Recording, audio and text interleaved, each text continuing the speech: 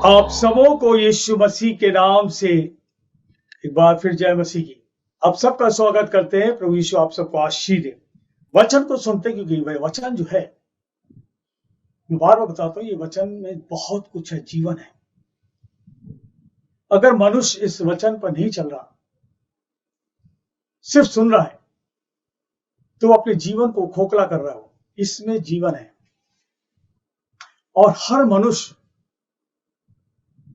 परमेश्वर की योजना में।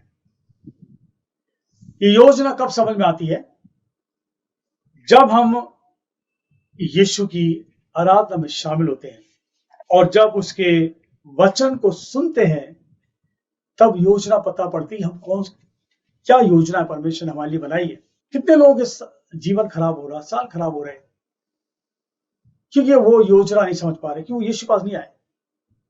और बहुत से लोग यीशु पास होने के बाद भी वो समझ नहीं पा रहे कि यीशु की योजना के लिए क्या है, क्योंकि उनका जीवन समर्पित नहीं है। They are not surrendered themselves. इससे ध्यान रखें कि जब यीशु पास आते हैं तो हम अपने जीवन को समर्पण करें। आज जब हम लोग प्रभु यीशु के आराधना में बैठे हैं, ये जो पवित्र आत्मा है, जिसको आज हम बहुत अच्छी तरह समझ गए, बहुत अच्छी तरह पवित्र आत्मा हमें बता दिया। जब आप परमेश्वर योजना में होगे ना, तो डरना मत, वो आपको हर रूप से संभालेगा, हर तरह संभालेगा। आज जो है, ये जो पवित्र आत्मा है, सब कुछ उसने किया है। ये पवित्र आत्मा जो है, एक ऐसी शक्ति है जिसको कोई गिरा नहीं सकता।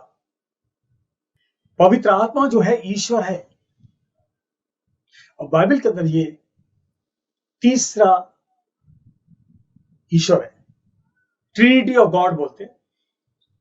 स्वर्ग का ईश्वर स्वर्ग में बैठा हुआ है, उसने अपने पुत्र को भेजा। पुत्र भी ईश्वर है, क्योंकि उसने कहा मुझ में पिता है। फादर गॉड, सन गॉड, पिता ईश्वर, बेटा ईश्वर और पवित्र आत्मा ईश्वर। और पवित्र आत्मा के लिए प्रभु यीशु ने कहा है, तुम मुझे कुछ भी कह लो, लेकिन इस पवित्र आत्मा के खिलाफ मत जाओ।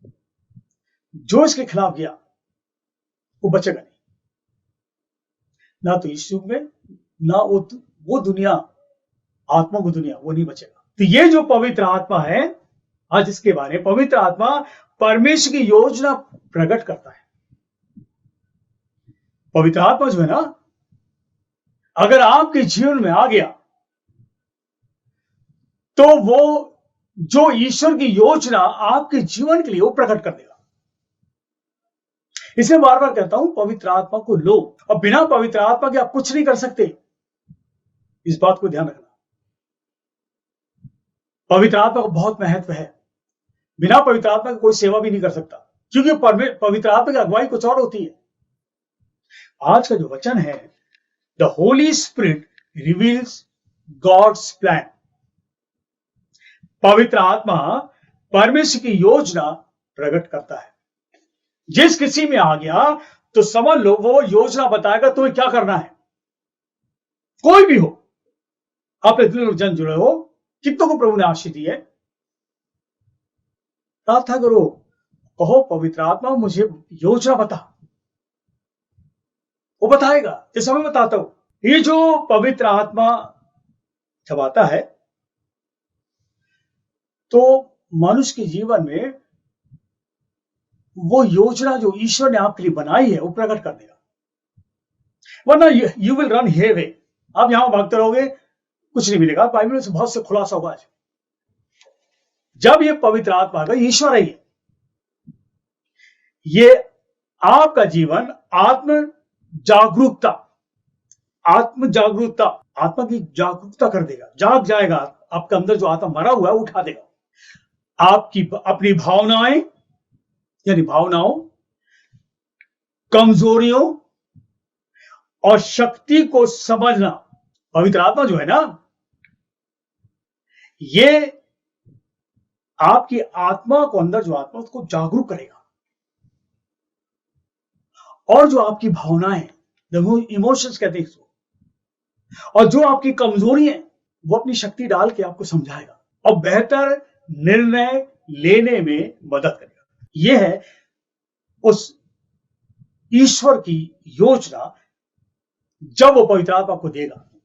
और ये पवित्र आत्मा ऐसे नहीं मिलेगा।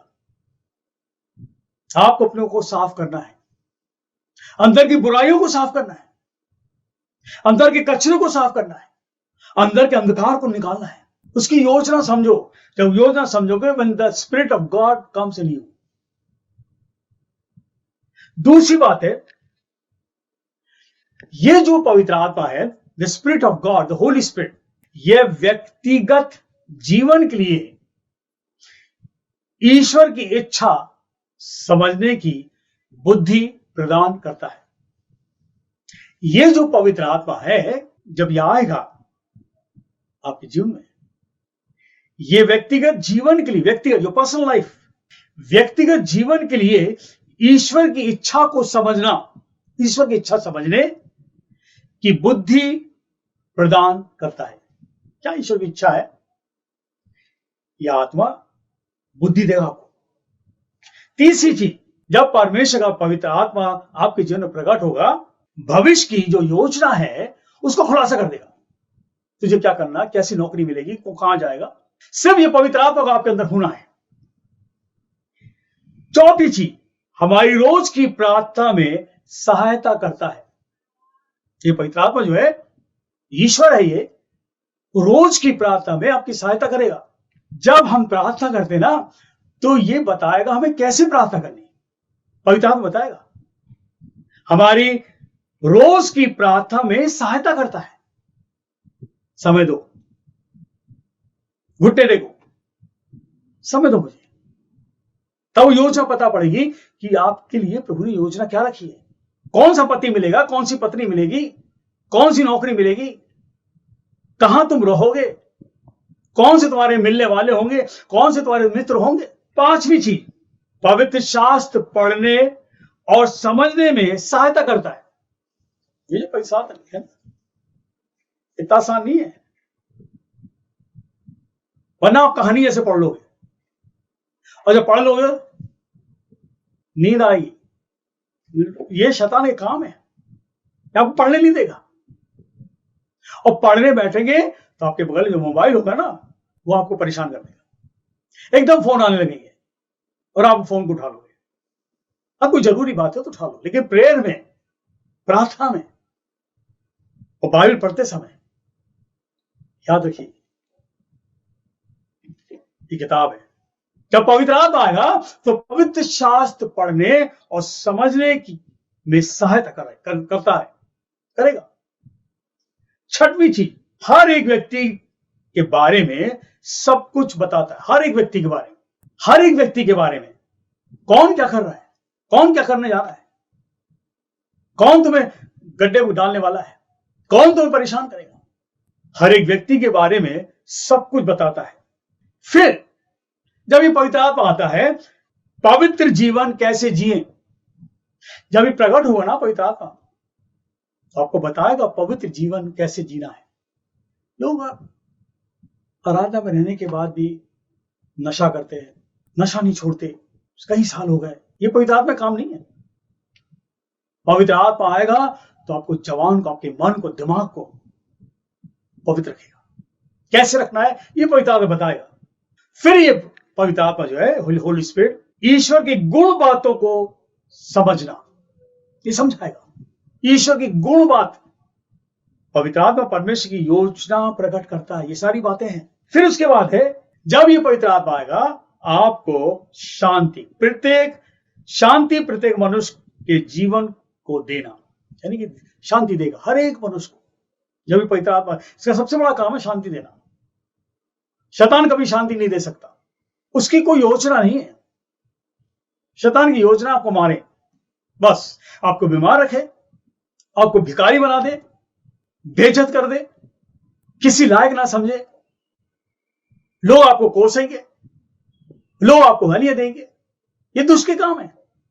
और ये मृत्यु देता है, इसकी योजना ये मृत्यु दो, उसको खत्म करो। ईश्वर की जो योजना है वो बहुत अलग है। जब वो आएगा, जब आपके जीवन में उसकी योजना प्रकट हो जाएगी।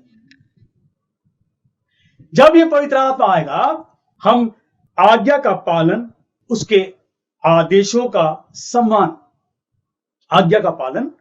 पवित्र आत्मा सिखाएगा आपको आज्ञा कैसे माननी, वो उसके उपदेश को कैसे सुनना, कैसे चलना। जीवन में उलझन से स्पष्टता की ओर बढ़ने के लिए, जीवन में उलझन से स्पष्टता की ओर बढ़ने के लिए परमेश्वर योजना बताएगा कैसे बढ़ना है, क्लियरिटी। और फिर एक और है, जीवन में दिव्य उद्देश्य बोलते हैं डिवाइन पर्पस। जीवन में दिव्य उद्देश्य को खोजना और उस पर चलने की ताकत पाना, इसको बोलते हैं आध्यात्मिक यात्रा, स्पिरिचुअल जर्नी। धरती पर एक दिन मरना है सबको, मुझे मरना है, लेकिन इस यात्रा में आपको पवित्र होना है, उस ईश्वर की योजना को समझना है। और बिना योजना समझे अगर आपने मृत्यु ले ली तो क्या स्वर्ग मिलेगा? स्वर्ग तो पवित्र स्थान है, पवित्र परमेश्वर का धाम है, और जिसके लिए परमेश्वर अपने पुत्र को क्रूस पर क्रूएलिटी से मारा, निर्दयता से मारा। जब ये पवित्र आत्मा आएगा ना, तो एक और चीज है स्वयं को जानना, यानी हम हैं कौन, स्वयं को जानना। बेटा बताए तुम हो कौन। आज कई लोग मिलते हैं, अरे भाई समझ नहीं आता, मैं कुछ समझ नहीं आ रहा। मैं कई लोग ऐसी बात करते हैं, समझ नहीं आ रहा मैं क्यों आया धरती पर, कोई काम बनते नहीं है, परेशानी परेशानी, कहां है ईश्वर, हो कहां है वो, ऐसे से बोलते हैं। वो कहां है? वो यहां है जिसका नाम है यीशु, और कोई रास्ता नहीं है। अब एक और चीज बाइबल के अंदर इतनी बातें, जब पवित्र आत्मा परमेश्वर का, या पवित्र आत्मा परमेश्वर की योजना को प्रकट करता, जब आएगा तब प्रकट होगी, यानी कि इसकी योजना आप में आ नहीं रही है। हम खड़े होते हैं, आराधना करते हैं, हाथ उठाते, लेकिन वो हमारे अंदर क्यों नहीं आ रहा? अभी मैल भरा है। Clean vessel. क्या कोई गंदी प्लेट में खाना खाता? हाथ उठा लो, कितने लोग खाते गंदी प्लेट में? कोई नहीं खाता होगा। सबको साफ प्लेट चाहिए, हाँ, और उसके बाद खाना परसा जाता, उसमें सबको चाहिए साफ प्लेट, उसमें फिर खाना परसा जाता। इसी तरह परमेश्वर इस प्लेट, जो आपका बदन है ना, शरीर है ना, उसको चाहता साफ कर लो पहले, और फिर मैं अपनी आत्मा को भेजूंगा, उसको परोसूंगा, और फिर योजना प्रकट होगी। लेकिन लोग जो है जल्दबाजी बहुत करते हैं, उन्हें जल्दी चाहिए, मेरा जल्दी कोई बता दे मेरे भविष्य के बारे में, बड़ी चिंता होती। यशाया किताब उसका 8वां अध्याय और उसके 19वां, अब यहां पर हम लोग आगे बढ़ते वचन, यशाया किताब बुक ऑफ इसाया और उसका 8वां अध्याय 19वें पद में लिखा है, जब लोग तुमसे कहें ओझाओं और टोनों के पास जाकर पूछो, है ना, ओझाओं और टोनों के पास जाकर पूछो, जो गुनगुनाते और फुसफुसाते। जब लोग तुमसे कहें ओझाओं और टोनों के पास जाकर पूछो, जो गुनगुनाते और फुसफुसाते, तब तुम यह कहना, क्या प्रजा को अपने परमेश्वर ही के पास जाकर ना पूछना चाहिए? क्या जीवितों के लिए मुर्दों के से पूछना चाहिए? परमेश्वर जिंदा, ये तो सब मरी हुई आत्माएं हैं, ये आत्माएं घूम रही हैं, क्योंकि ये काली शक्ति मृत्यु है, ये मरी हुई आत्मा है, ये कुछ ही बता सकती। परमेश्वर कहता मुझसे पूछो, मेरा आत्मा जो पवित्र है, जब तुम्हारे अंदर अगर प्रकट होगा, वो कुछ और बातें प्रकट कर देगा, सारी योजना पता पड़ जाएगी। व्यवस्था विवरण उसका 18वां अध्याय उसके 9 से 13 तक। जब तू उस देश में पहुंचे जो तेरा परमेश्वर यहोवा तुझे देता है, तब वहां की जातियों के अनुसार घिनौने काम करना ना सीखना। यहां पर परमेश्वर इजरायलियों को बता रहा, जब मूसा निकाल लाया 430 साल की गुलामी से, मिस्र की गुलामी से जब मूसा बाहर ले आया, तो परमेश्वर मूसा से समय समय पर बहुत सी बातें बताता था और कहता जान को बोलो, जान को बताओ। और मूसा जो था, जो परमेश्वर बोलता था, वो इस्राएलियों को बताता, क्या बता रहा है? परमेश्वर ने कहा, मूसा कह रहा, परमेश्वर ने कहा है इस्राएलियों, जब तुम उस देश में, जिस देश में परमेश्वर तुम्हें ले जा रहा, कौन सा देश? कनान देश। उस कनान देश, द प्रॉमिस्ड लैंड इसको बोलते इंग्लिश में, जो परमेश्वर ने योजना बनाई है, जो परमेश्वर ने वाचा बांधी थी कि मैं तुम सबको कनान में पहुंचाऊंगा। हाँ, मैं पहुंचाऊंगा। जब तुम उस देश में पहुंच जाओ तो उन जातियों के अनुसार घिनौने काम करना ना सीखना। कौन है जाति है? हित्ती, परिजी, इमोरी, यबूसी, ये सारी जातियां हैं निगम 4 में, कि हित्ती, अमोरी, परिजी जो लोग जो है, ये अन्य जाति लोग हैं, भूत सिद्धि करने वाले। और कनान में बहुत ज्यादा भूत सिद्धि होती थी। परमेश्वर कह रहा, जब तुम वहां जाओ, इन लोगों को कह देना, इस्राएलियों को जिनको मैं छुड़ा के लाया हूं, उनके जैसे काम ना करना। तुम में कोई ऐसा ना हो जो अपने बेटे या बेटी को आग में करके चढ़ाने वाला, या भावी कहने वाला, या शुभ अशुभ मुहूर्तों का मानने वाला, या टोना, या तांत्रिक, या बाजीकर, या ओझाओं से पूछने वाला, या भूत साधने वाला, भूतों को जगाने वाला, क्योंकि जितने ऐसे ऐसे काम करते हैं वे सब यहोवा के सन्मुख घृणित हैं। और इन्हीं घृणित कामों के कारण तेरा परमेश्वर यहोवा उनको तेरे सामने से निकालने पर है। यानी कि परमेश्वर कह रहा है, ये जो लोग हैं ना, तुम वहां जाते रहे हो, टोना है, टोटका है, जादूगर है, भूत को जगाने वाले हैं, भूत सिद्धि करने वाले लोग हैं वहां। कितना लिखा है इसमें? बाजीगर लोग हैं। कह रहा, मैं ऐसे लोग पसंद नहीं करता जो काम करते, इनको मैं निकाल दूंगा, मृत्यु। कहता परमेश्वर, तुम मेरे लोगों, मेरे सामने लोग, तुम्हारे सामने लोग नहीं आने चाहिए, और तुम ऐसे मत करना वहां जाके। तू अपने परमेश्वर यहोवा को के सन्मुख सिद्ध बने रहना। तुम अपने परमेश्वर यहोवा के सामने सिद्ध बने रहना। भजन संहिता 20 और 4 में लिखा है, भजन संहिता साम्स 20 और 4 में लिखा है, वह तेरे मन की इच्छा पूरी करे, वह तेरे मन की इच्छा पूरी करे और तेरी सारी युक्ति को सफल करे। जो भी तू करेगा, जब ये परमेश्वर का आत्मा जब आपके अंदर आ जाएगा, तो लिखा है मन की इच्छा पूरी करेगा। मन की इच्छा, मन की बहुत सी इच्छा, कई लोग ना कुछ कह नहीं पाते, लेकिन मन में बातें रहती हैं, और परमेश्वर इच्छा पूरी करता। हमारी कितनी इच्छा पूरी करे, वो ये चाहिए, वो मन में आता, सब कर देता। मन की इच्छा, क्योंकि ये पवित्र आत्मा ईश्वर है, जब आपके अंदर आएगा वो प्रकट करेगा चीजों को। इसका मतलब है परमेश्वर पर भरोसा रखना, इच्छा पर चलना, जीवन जीने पर जोर देता है।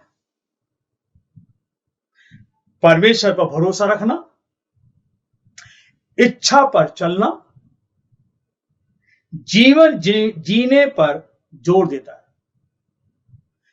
अपनी इच्छा मत पूरी करो, पूरी तरह परमेश्वर भरोसा रखो, पूरी तरह। ऐसा हम रखते, पूरा भरोसा है, पूरा भरोसा है, और भरोसे में हमें लेके चल रहा है कि हमारा भरोसा उस पर है, और उसकी इच्छा पर चलना। नीति वचन भी आया है, तो अपनी समझ का सहारा मत लेना, 3 के 5 में, और संपूर्ण मन से यहोवा भरोसा रखना,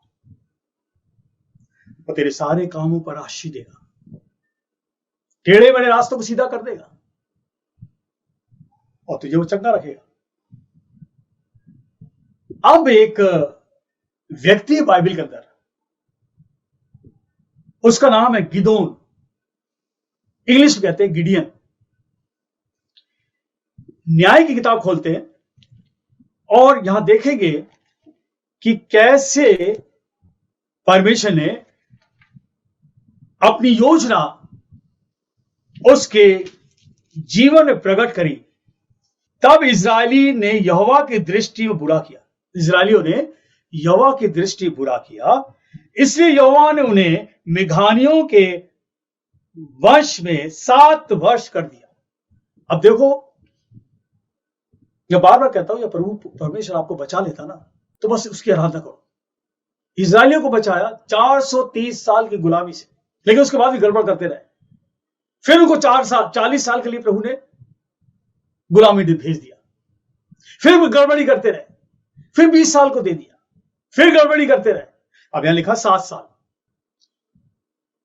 ये परमेश्वर याद रखिए, लेकिन फिर भी जो जिससे वो प्यार करता ना, वो बार बार उसको सिखाता है। यहां पर इजराइल लोग 7 साल के लिए मिघानियों के हाथ में चले गए और मिघानी इजराइल पर प्रबल हो गए। यानी कि मिघानी लोग इतने बड़े नहीं थे, लेकिन इजराइल पर प्रबल, परमेश्वर के लोग थे, लेकिन इन पर प्रबल क्यों हो गए? क्योंकि ये परमेश्वर की इच्छा पर नहीं चलते थे, जो परमेश्वर योजना बताता उस पर नहीं चलते थे, और ये उसके गुलाम हो गए। मिघानी गुलाम हो गए 7 साल के लिए। अब यहां पर एक व्यक्ति का नाम है गिदोन। 11 पद को पढ़ते हैं। फिर यहोवा का दूत आकर उस बांज वृक्ष के तले बैठ गया, जो ओपरा में अबीजेरियोश का था, और उसका पुत्र गिदोन एक दाखरस के कुंड में गेहूं इसलिए झाड़ रहा था कि उसे मिघानियों से छुपा रखे। अब यहां पर गिदोन एक लड़का है, और वो लड़का क्या कर रहा था? अपने गेहूं को साफ कर रहा था, झाड़ रहा था। खेत से गेहूं निकल आता है, उसके बाद झाड़ते, उसको भूसा अलग करते हैं, गेहूं को रखते हैं, फिर पिसाते हैं। तो ये जो था, ये दाख की बारी में, और जहां पर अंगूर को कुचला जाता, अंगूर का रस बनाया जाता, उसी दाख की बारी में ये इसको फटक रहा था और गेहूं साफ कर रहा था। ये कौन है? गिदोन। परमेश्वर का स्वर्गदूत इसके पास पहुंचता है। उसको यहोवा के दूत ने दर्शन देकर कहा, इस गिदोन को परमेश्वर के दूत ने दर्शन देकर कहा, हे शूरवीर। जवान लड़का है और हाथ पैरों से मजबूत है। दूत कहता, हे शूरवीर, यहोवा तेरे संग है। अब कितनी बड़ी बात हुई, जानता नहीं था ये मनुष्य, जवान लड़का नहीं जानता तो कौन है ईश्वर, लेकिन नाम तो जानता था, ये ईश्वर है। तो यहोवा तेरे संग है। गिदोन ने कहा, हे मेरे प्रभु, विनती सुन, यदि यहोवा हमारे संग होता तो हम पर यह सब विपत्ति क्यों पड़ती? क्योंकि ये सारे मिघानियों के हाथ में चले गए और मिघानियों से गुलामी करा रहे थे, और मिघानियों के डर के मारे छुप कर गेहूं को साफ कर रहा था। और ये कहता, अगर यहोवा हमारे संग होता तो ये जो विपत्ति हमारे पास आ पड़ी है क्यों पड़ती, क्यों आती? और जितने आश्चर्य कर्म का वर्णन हमारे पुरखा करते थे, क्या यहोवा हमको मिस्र देश से छुड़ा नहीं लाया? वे कहां है? हमारे बाप दादा बताते थे, ये लड़का है कह रहा, हमने सुना ना बाप दादाओं से कि किस तरह परमेश्वर ने, उस ईश्वर ने, उस यहोवा ने 430 साल की गुलामी से मिस्र से बाहर निकाला। हमने सब कुछ सुना है। और उसने जब निकाला, वो कहां है? हम क्यों विपत्ति में हैं? कहां है वो? क्या यहोवा हमको मिस्र से छुड़ा नहीं लाया? अब तो यहोवा ने हमको त्याग दिया। तो कह रहा, उस ईश्वर ने हमें त्याग दिया और मेघानियों के हाथ कर दिया। क्यों यहोवा ने मेघानियों के हाथ कर दिया? ये अभी 6 का 1 बता रहा है कि इन लोगों ने परमेश्वर की निगाह में फिर बुरा काम किए, इस्राएलियों ने। और ये लड़का बोल रहा, हमको क्यों छोड़ दिया ईश्वर ने? तब यहोवा ने उस पर दृष्टि करके कहा, यानी ईश्वर ने, जो स्पिरिट है, जो ज्योति है, स्वर्ग से उस पर दृष्टि करी और कहा, अपनी इसी शक्ति पर जा, जो शक्ति तेरे अंदर, जवानी की शक्ति है, अब मैं तेरे संग आ गया। जा, इस्राएलियों को मिघानियों के हाथ से छुड़ा। जा तू यहां से, और तू मिघानियों के हाथ से इस्राएलियों को छुड़ाएगा। क्या मैंने तुझे नहीं भेजा? अब वो कह रहा परमेश्वर से, हे मेरे प्रभु, विनती सुन, मैं इस्राएल को कैसे छुड़ाऊं? ये मेघानियों कहां पे चले गए? मैं तो लड़का हूं, मैं कैसे छुड़ाऊंगा?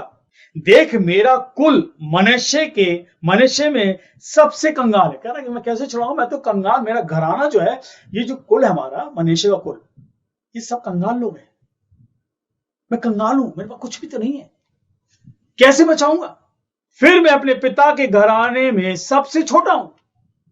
एक तो हम लोग बड़े कंगाल घराने से, परिवार से हैं, और मैं अपने घर में जो मेरा पिता है उस घर का मैं सबसे छोटा लड़का हूं। अब सुनो वचन को। यहोवा ने उससे कहा, निश्चय मैं तेरे संग रहूंगा। गरीब है कोई बात नहीं, छोटा है कोई बात नहीं, कि परमेश्वर के नाम में गरीब और छोटा कुछ नहीं है, सबको संभाल लेता है। परमेश्वर कहता है, यहोवा ने उससे कहा, निश्चय मैं तेरे संग रहूंगा, इसलिए तू मेघानियों को ऐसा मार लेगा जैसा कि मनुष्य को।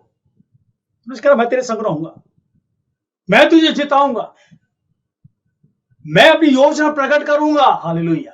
जो पवित्र योजना तेरे लिए है मैं बताऊंगा, ताकि तू कैसे बचाएगा। क्योंकि कह रहा मैं कंगाल, मेरे पास कुछ भी नहीं है, लड़ाई में कैसे करूंगा। परमेश्वर कहता है से तू मेघानियों को ऐसा मार लेगा जैसा एक मनुष्य को। अब गिदोन एक बात कर रहा है परमेश्वर से। कभी कभी आपके पास कोई बात है ना, प्रार्थना में रखो। गिदोन ने परमेश्वर से कहा, यदि तेरा अनुग्रह मुझ पर हो तो मुझे इसका कोई चिन्ह दिखा। अगर तेरा वाकई अनुग्रह मुझ पर है, चिन्ह दिखा कोई कि तू मेरे साथ है। लिखा है चिन्ह दिखा कि तू ही मुझसे बातें कर रहा है। ये बहुत अच्छी बात है। कह रहा चिन्ह बता, तू ही क्या परमेश्वर है, ऐसे नहीं कोई और आके हमसे बात कर रहा। फिर आगे 18 पर लिखा है, जब तक मैं तेरे पास फिर आकर अपनी भेंट निकाल कर तेरे सामने रख रखूं, तब तक तू यहां से ना जाना। उसने कहा, हां, मैं लौटने तक ठहरा हूं। अब ये जो स्वर्गदूत आया था, स्वर्गदूत किस परमेश्वर को बात कर रहा, ये कह रहा मैं भेंट लेने जा रहा हूं। गिदोन बोल रहा है मैं भेंट लेने जा रहा हूं, और जब मैं भेंट लेकर, क्योंकि भेंट चढ़ाने जाना था, इस्राएल हर बात में भेंट चढ़ाते थे।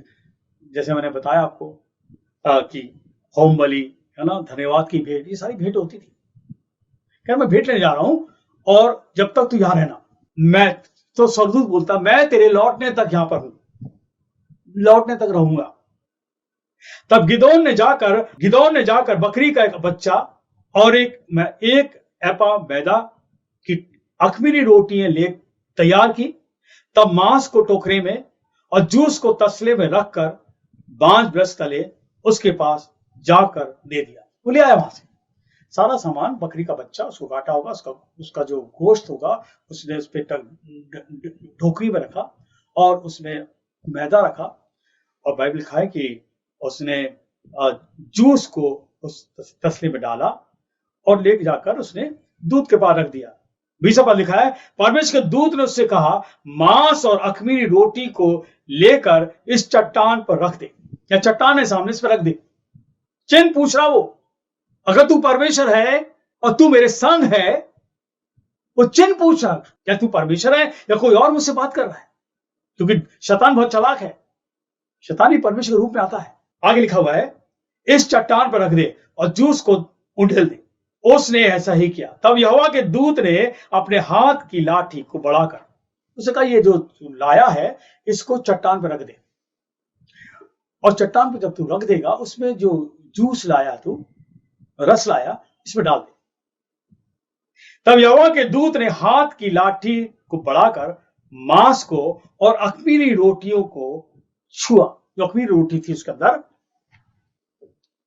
चट्टान पर रखा हुआ था, उसने रख दिया अख़मीरी रोटी और मांस, और उसने उसमें जूस डाल दिया। जूस कौन सा होगा, वो अंगूर का, उस बर्तन में पड़ा हो, तो उसने कहा चट्टान पर रख दे से। तब यहोवा के दूत ने हाथ लाठी को बढ़ाकर मांस और अख़मीरी रोटियों को छुआ, और चट्टान से आग निकली, जिससे मांस और अख़मीरी रोटियां भस्म हो गई।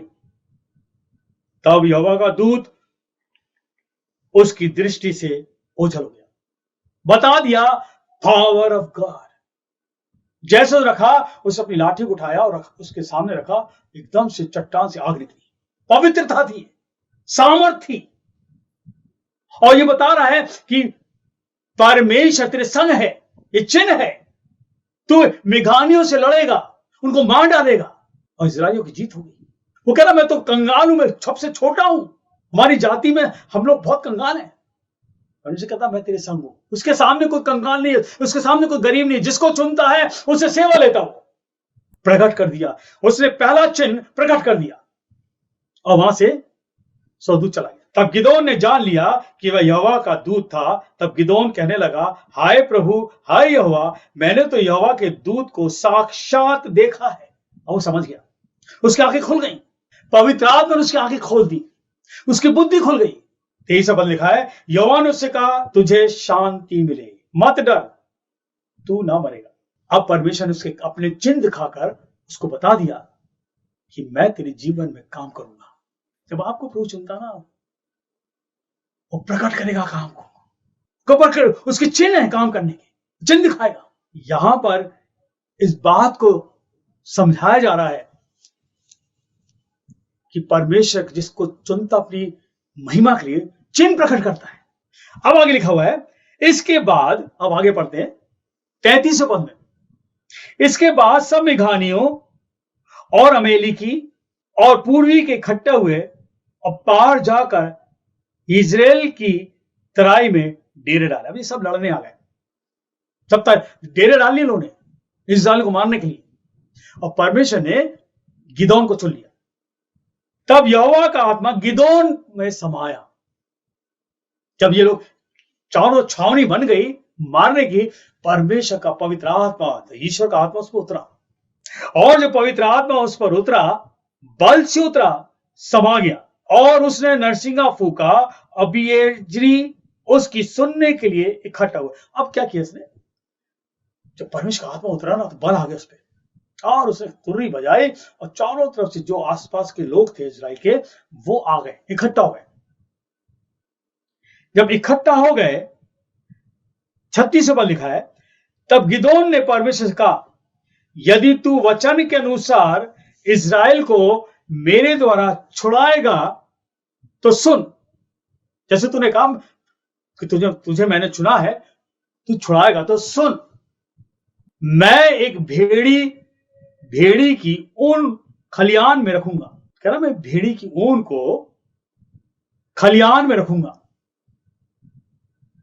और यदि ओस केवल उस ऊन पर पड़े और उसे छोड़ सारी भूमि सूखी रह जाए, तो मैं जान लूंगा कि तू अपने वचन के अनुसार इजराइल को मेरे द्वारा छुड़ाएगा। पहली चीज, अगर तू मेरे जीवन में प्रकट हो चुका है, तो मैं तेरी योजना को समझना चाहता हूं, वाकई तू ईश्वर है। एक तो दिखा दिया परमेश्वर ने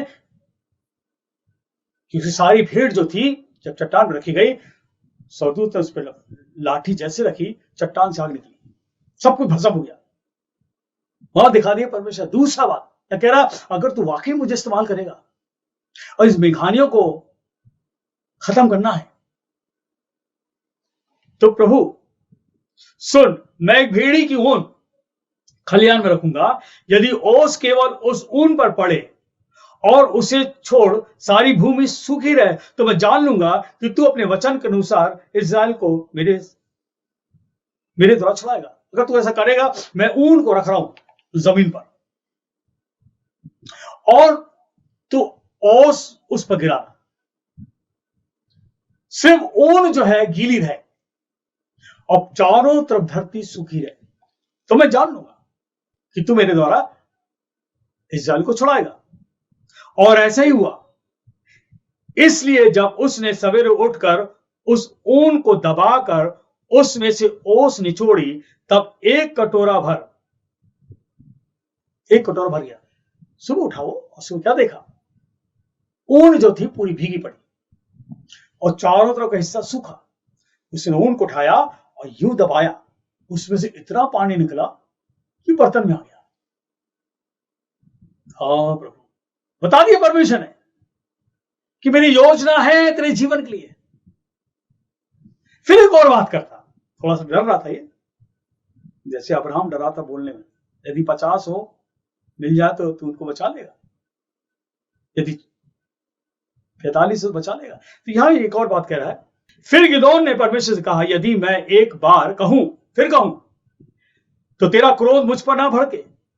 मैं इस ऊन में से एक बार और भी तेरी परीक्षा करूं, अर्थात केवल ऊन ही सूखी रहे और सारी भूमि पर ओस पड़े। और उस रात को परमेश्वर ने ऐसा ही किया। उसने क्या था? अब मैं ऊन को दोबारा रख रहा हूं, प्रभु माफ करना, लेकिन मैं कह रहा हूं इस ऊन को मैं रख रहा हूं, अब ऊन सूखा रहे और जमीन चारों तरफ से गीली हो जाए। और हाथ पर रखकर जाकर सो गया। एंड जब सुबह उठता तो क्या देखता है? पूरी जमीन गीली है और ऊन सूखा हुआ है। समझ गया कि परमेश्वर उसके साथ है।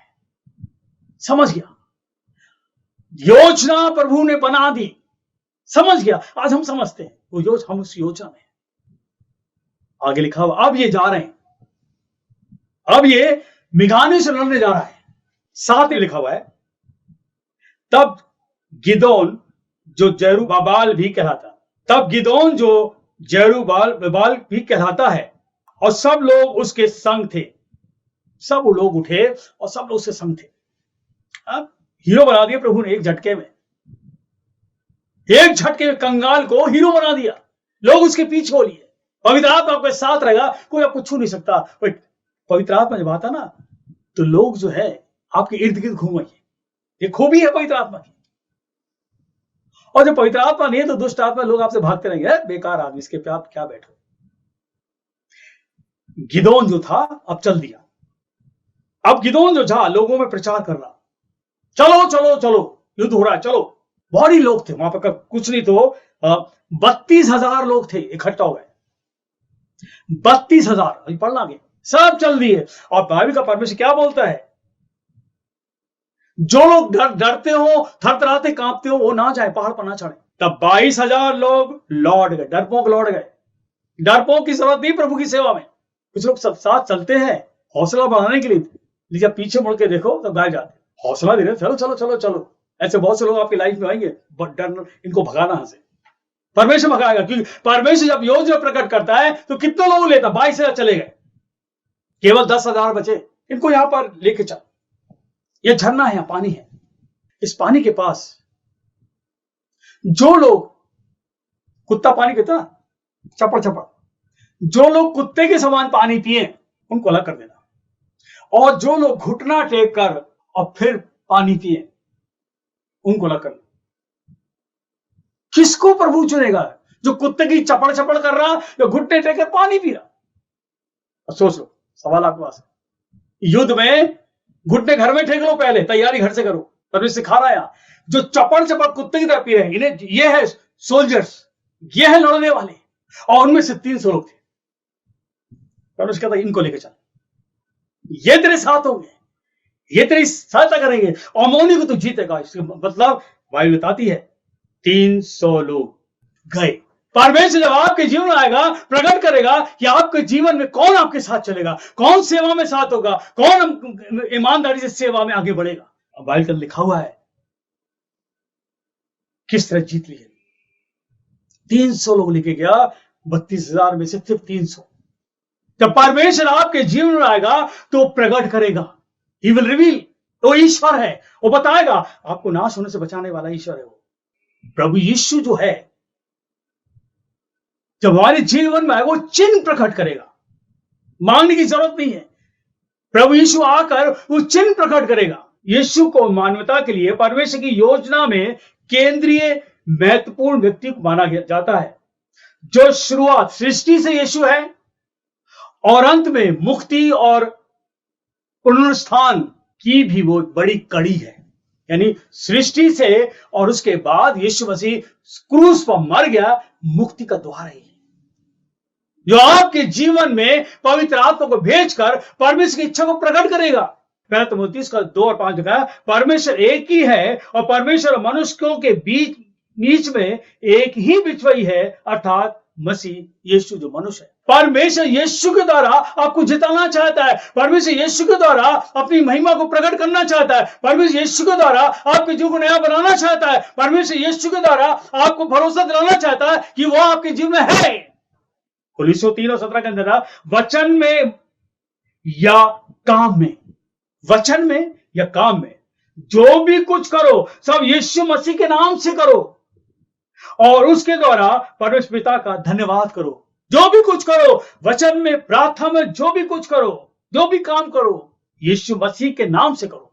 तब परमेश्वर अपनी महिमा को, परमेश्वर अपनी योजना को प्रकट करेगा, बताएगा वो ईश्वर कि आपको क्या करना है, किधर काम करना, किधर नहीं करना, वरना सफलता नहीं मिलेगी। कुलुस्सी 2:9 में लिखा है, क्योंकि उसमें यीशु जो ईश्वर है, उसमें मतलब प्रभु यीशु, क्योंकि उसमें ईश्वर की सारी परिपूर्णता सदैव वास करती है। प्रभु यीशु में परमेश्वर की परिपूर्णता है, कंप्लीटनेस, पूरा है वो। और जब वो आपके जीवन में आएगा तो ईश्वर का आत्मा भी आएगा। कुलुस्सी 2:15 में आया, और उसने प्रधानताओं, अधिकारियों को ऊपर से उतार कर उनका खुल्लम खुल्ला तमाशा बनाया। क्रूस के द्वारा उन पर जय जयकार की खबरी सुनाई दी। क्रूस पर जब यीशु टंगा था ना, किससे लड़ा था? शैतानी शक्तियों से। ये प्रधान जो अधिकारी हैं, हाकिम हैं, सेनाएं हैं, इनसे युद्ध किया यीशु हमको बचाने के लिए।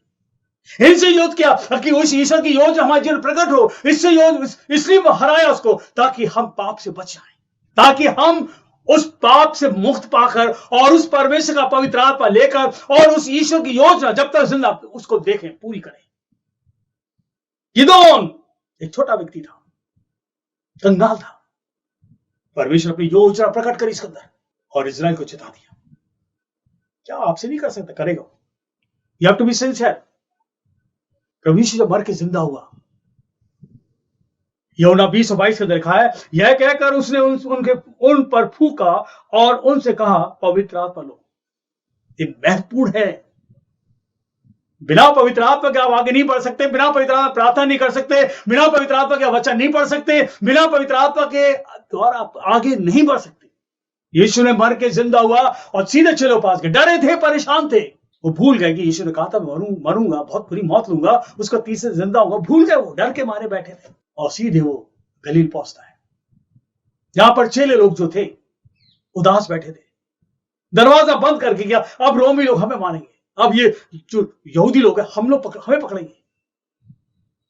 यीशु मसीह दरवाजे पर खड़ा, दरवाजा अपने आप खुल गया, क्योंकि महिमा का शरीर है, वो पावरफुल शरीर है। और यीशु अंदर पहुंचता है और कहा, तुम्हें शांति मिले। Shalom shalom, that's a Hebrew word, तुम्हें शांति मिले। और फिर यीशु ने उनके मुंह पर फूका, और जैसे फूका, पवित्र आत्मा ऊपर से नीचे तक उनमें समा गया। और उनसे कहा, पवित्र आत्मा लो, ये मेरे पास है। Hallelujah, Jesus has the power of God.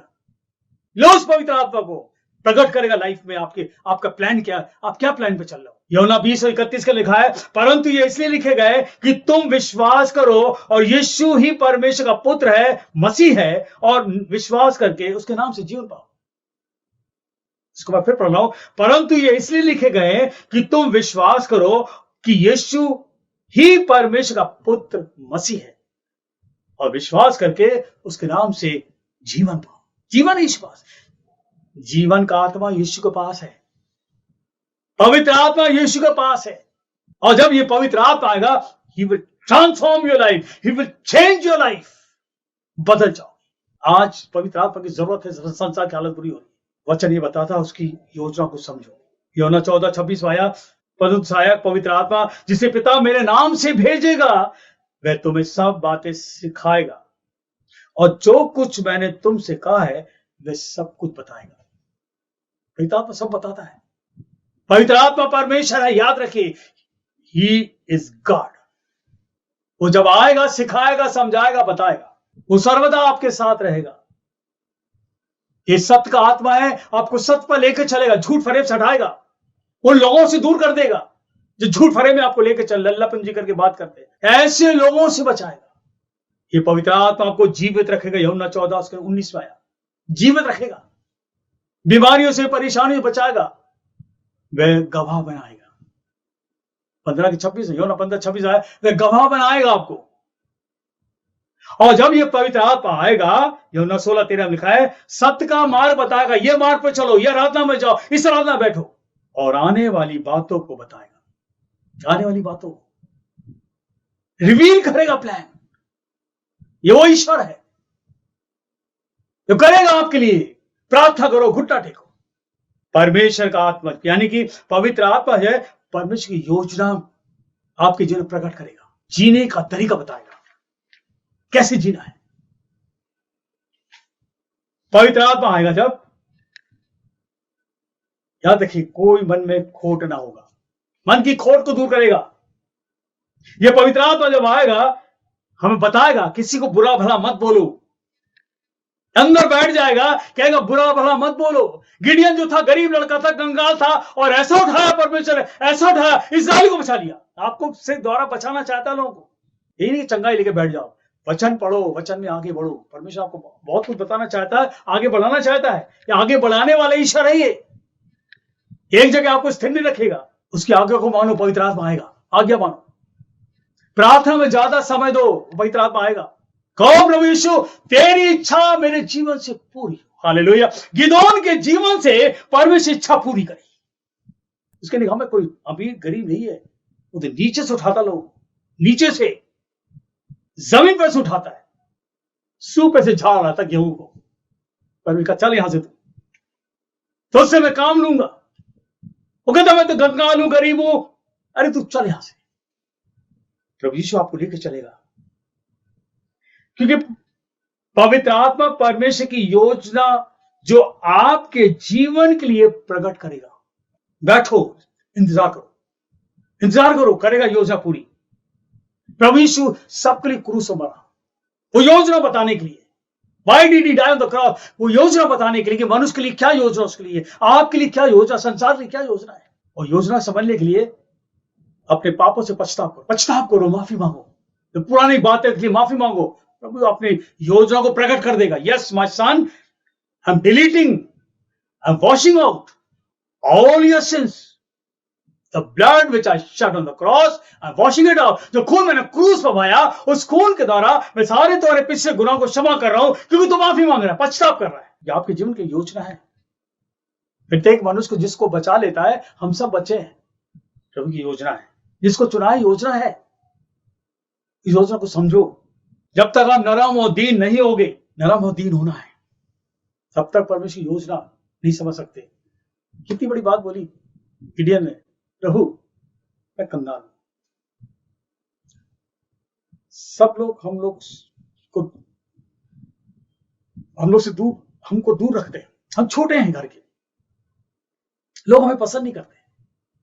अगर आपके जीवन में ये थॉट है, दीन बनो, अपनी योजना को प्रकट करेगा। इब्रानी किताब उसके 13 और 5 में लिखा है, क्योंकि उसने आप ही कहा है, मैं तुझे ना कभी छोड़ूंगा और ना कभी तुझे त्यागूंगा। कहा है, मैं तुम्हें ना कभी छोड़ूंगा और ना कभी त्यागूंगा। मैं तुम्हारे माँ बाप तुम्हें छोड़ देंगे, भाई बहन तुम्हें छोड़ देंगे, हो सकता पत्नी तुम्हें छोड़ दे, हो सकता तुम्हारे पति तुम्हें छोड़ दे, तुम्हारे बच्चे तुम्हें छोड़ दें, लेकिन यीशु ने कहा, मैं आप ही कहा है, मैं तुझे कभी ना छोड़ूंगा और ना कभी त्यागूंगा। क्यों? ये परमेश्वर का अटूट प्रेम है, स्ट्रॉन्ग लव ऑफ गॉड। सका मैं छोड़ूंगा ना त्यागूंगा, इसका मतलब है वो अटूट प्रेम है आपके लिए, जिसके प्रेम में बने रहो।